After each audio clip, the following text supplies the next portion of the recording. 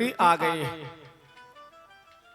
बच्चे लोग अपने माता पिता का सम्मान नहीं करते, अपने माता पिता को आदर नहीं देते, उनके बताए हुए रास्तों पर नहीं चलते।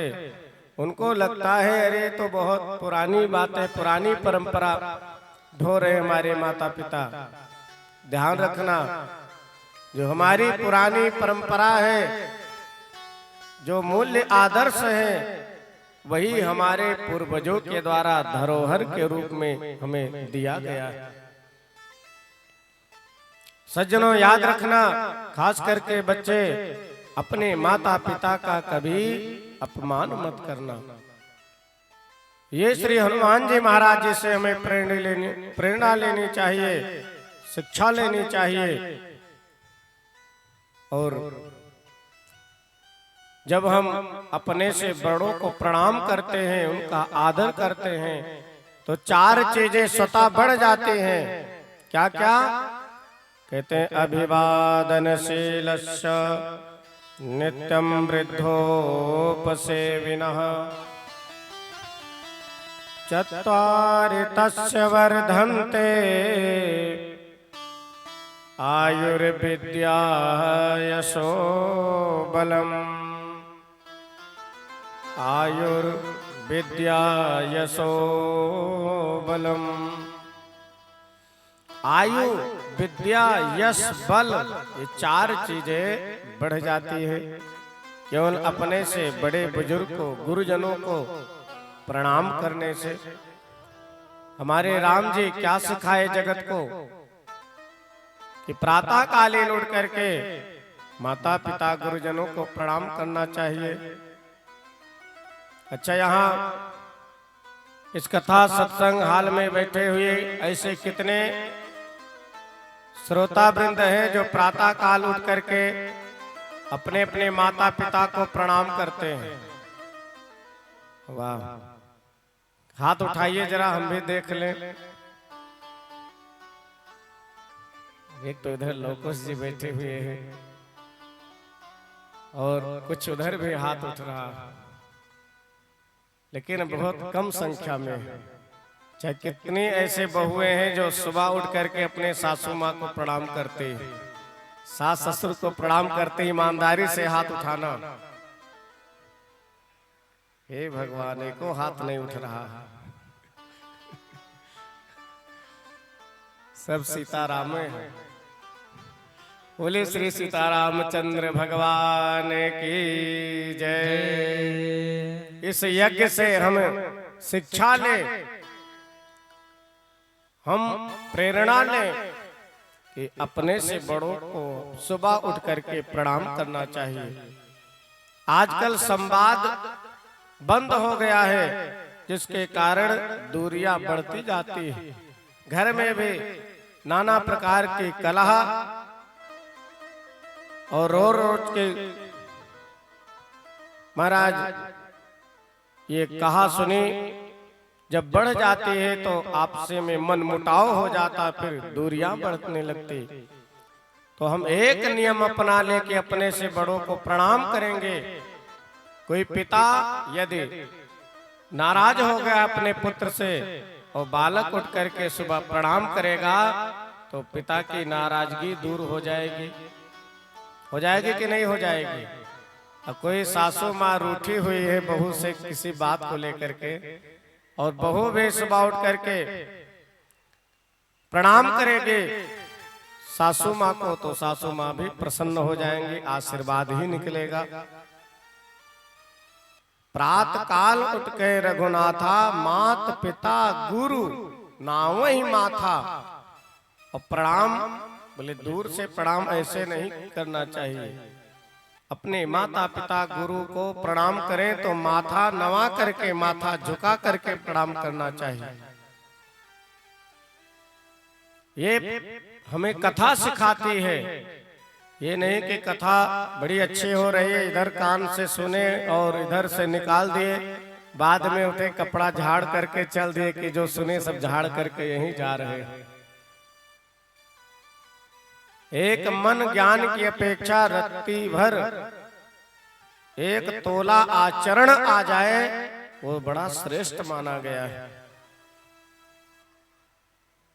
तो हनुमान जी महाराज राम काज के लिए चलते हैं।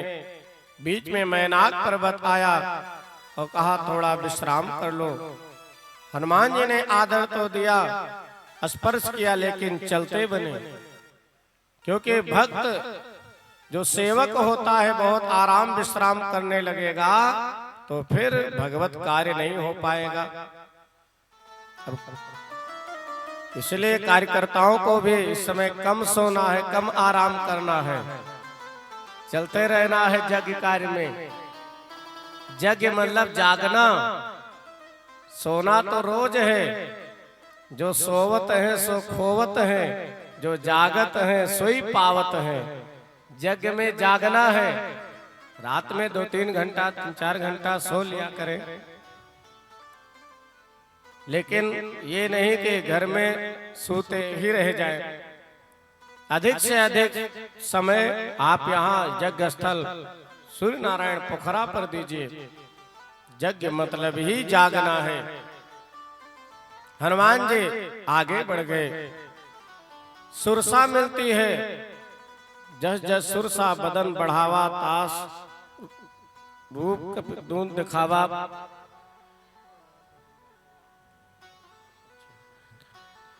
तास दून कपि रूप दिखावा। जैसे जैसे सूर्य नारायण, जैसे जैसे सुरसा आगे बढ़ती गई और भगवान हनुमान जी महाराज भी अपने स्वरूप को बढ़ाते गए। देखो, जब प्रतिस्पर्धा होगा, हम कंपटीशन में जब आ जाएंगे तो भी भगवत भक्ति नहीं हो पाएगी। इसलिए जब कोई बहुत बड़ा बनने लगे तो भगवान के कार्य में बहुत बड़े बनने की चेष्टा मत करना, छोटे बन जाओ। हनुमान जी ने क्या किया, सुरसा बहुत बढ़ा रहे थे अपने मुख को, तो हनुमान जी महाराज बहुत छोटे बन गए। कितने छोटे बन गए, मच्छर जैसे, मशक समान रूप कपिधरी। एक लोग कह रहे थे जब हनुमान जी मच्छर बने तो अंगूठिया कहाँ रखे होंगे, जो राम जी ने दिया था अंगूठे सीता माँ को देने के लिए। तो जब मच्छर का रूप धारण किए तो अंगूठी कहाँ लिए होंगे। तो जिस साइज के जब हनुमान जी हुए तो अंगूठी भी उसी साइज का कर लिए होंगे। और दूसरे अर्थ में मशक मतलब बिलार को भी कहते हैं। तो हनुमान जी महाराज लंका में प्रवेश करते हैं तो एक लंकनी मिली और कहते, अरे चोर तो कहाँ जा रहा है, मेरा तो आहार है, मैं चोरों को खाती हूं।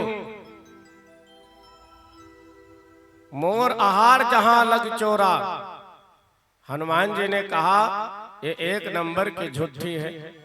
अगर चोरों को ही खाती तो सबसे बड़ा चोर तो लंका में रावण बैठा है, मेरी माँ सीता को चुरा लेकर गया है। तो क्या इसको भूख नहीं लगी थी? हनुमान जी ने क्या किया, एक मुष्ट का प्रहार किया उसके ऊपर।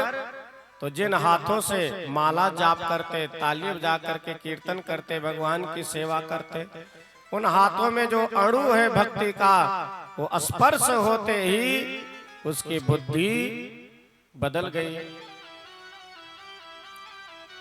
मुठ का एक महाकपिहनी और रुधिर बमत धरनी धन मनी। संभल करके उठी और हाथ जोड़ करके बड़े विनम्र वाणी में कहती है कि प्रभु आज मेरा बहुत बड़ा सौभाग्य है, आज मेरा जीवन सफल हो गया, नेत्र सफल हो गए कि मैंने राम दूत हनुमान का दर्शन नेत्रों से कर लिया।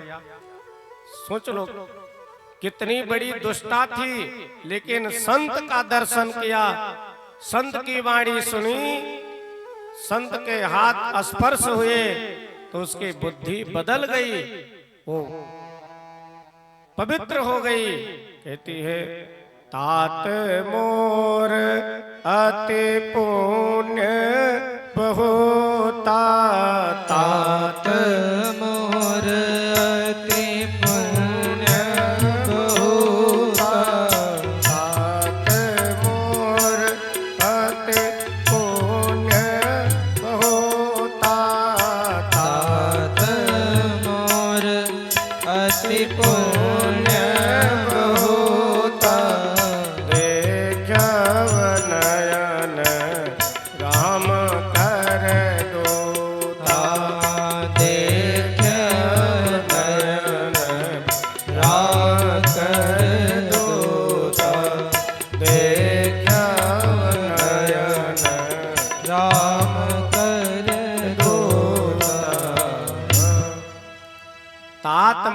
अति पुण्य बहुता, और देखो नयन राम कर दूता। वहीं पर सुंदर कांड का बड़ा सुंदर दोहा है। तात स्वर्ग अपवर्ग सुख, धैर्य तुला एक अंग, तूलन ताही सकल मिले, जो सुख लो सत्संग, जो सुख लो सत्संग।